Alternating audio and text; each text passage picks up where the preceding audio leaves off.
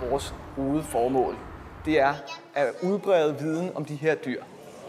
Skal jeg prøve at se? Tror jeg, der sker noget med den her musik? For ellers så kunne vi lige så godt lade være med at eksistere.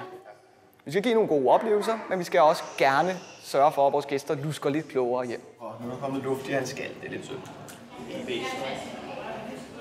Man kan jo sige sådan groft sagt, at vi er delt op i en administrativ del, og en foran akvarierne og en bag ved akvarierne. Det her det er en af yndlingsbeskæftigelserne, fordi han er en af dem, der reagerer på, at man kommer herop. Og han er en af dem, der virkelig har noget sådan intelligensmæssigt.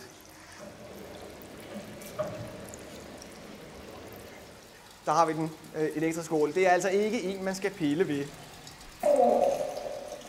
Den kan give stød op til 650 volt. Så er der et smukt eksempel på, hvordan man bliver nødt til at snyde nogle gange, når man er i akvarie. Der er ålegræs hernede, men det er der ikke, for vi kan ikke få ålegræs til at vokse. Vi har simpelthen lavet akvarie proppet med plastikgavebånd, fordi fiskene de er ligeglade. Man kan ikke se det udefra, og vi kan simpelthen pinedød ikke få ålegræs til at trive sig inden. Så må vi lave noget andet.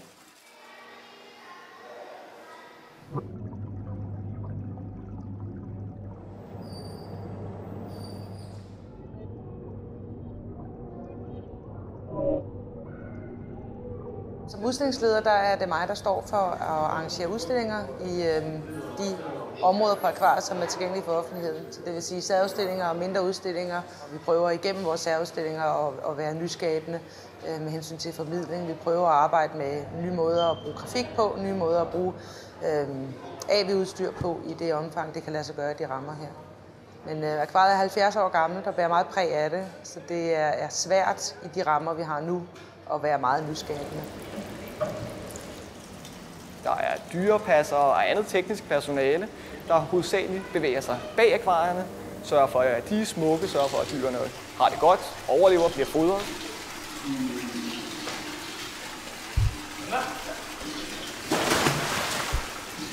Og så har vi for eksempel sådan nogen som mig, der taler til vores gæster og underholder vores gæster.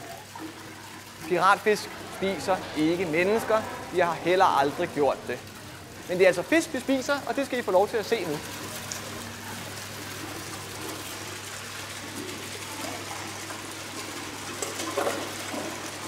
Læg i øvrigt mærke til, hvordan den enkelte fisk drøner hen, tager sig en bid, og så skynder den sig væk. Vi tager meget udgangspunkt i overraskelsen og i fascinationen af det enkelte dyr. Vi har ikke lyst til at belære folk. Vi har lyst til, at folk de skal åbne øjnene over for det, de ser, og blive fascineret og måske lige stoppe op en gang og sige, hov, hvad var det? Hvorfor gjorde den sådan? Det kunne egentlig være sjovt at vide, hvorfor den gjorde sådan. Og så prøver vi at gribe folk i det øjeblik, hvor de undres, og så proppe noget viden på dem der.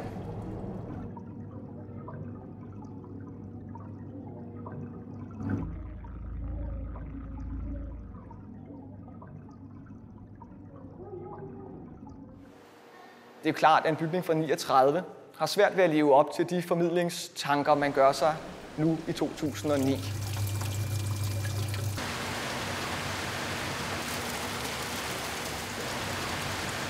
En af vores rigtig store fremtidsprojekter er jo, at vi skal til at flytte i 2013. Det nye akvarie, det kan man godt forestille sig lidt som det her akvarie, hvor man har skruet op for både størrelsen og for antallet af arter, og ikke mindst for størrelsen af selve akvarierne.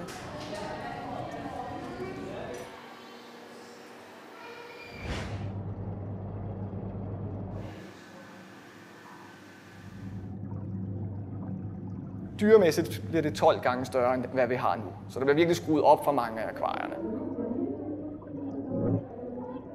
Der kommer et kæmpestort tropisk oceanarium med hajer og en tunnel igennem. Så det bliver et meget stort anlæg, og det er nok det største, i hvert fald i Nordeuropa, det største i Danmark under andre omstændigheder.